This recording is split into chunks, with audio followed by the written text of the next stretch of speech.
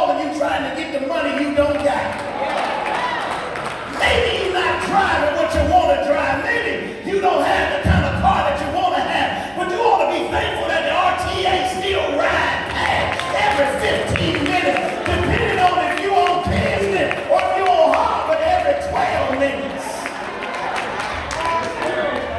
See, the problem with us today is we done got so suchy much that when we came out of the cotton fields, when we came out of slavery, we forgot how good God has been. If you just hit the rewind button, it wasn't that long ago that in the 60s we didn't have the right to do a lot of the stuff that we do right now. Maybe some of y'all in here are a little bit where you didn't have dogs chasing you. Maybe you didn't have people wanting to push you down and make you drink out of a certain type of water fountain. But you ought to be able to thank God that you ain't that person that went through that, but that God gave your mama and your daddy the ability to pull you out of that, and maybe it was you that pulled you out of it. But you ought to be able to praise God for what he's doing.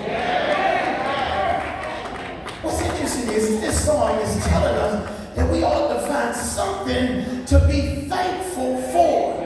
The problem with us is we look at stuff and say that you ain't really got nothing to be thankful for. Why should I be thankful for the job that ain't treating me right? Why should I be thankful for the man that ain't doing me right? Or the woman that won't cook for me? Or the kids that just keep driving me crazy? It's because realistically your situation could have been a whole lot worse.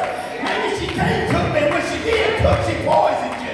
You ought to thank God that you didn't get no poison today. And praise God for his deliverance. Maybe that job ain't treating you right. Maybe you do deserve a raise. Maybe you do deserve a little bit better. But have you counted all the times that you was late? All the times you stole pens off the desk? All the times you ran and didn't do the job that you ought to thank God that he blessed you enough to let you.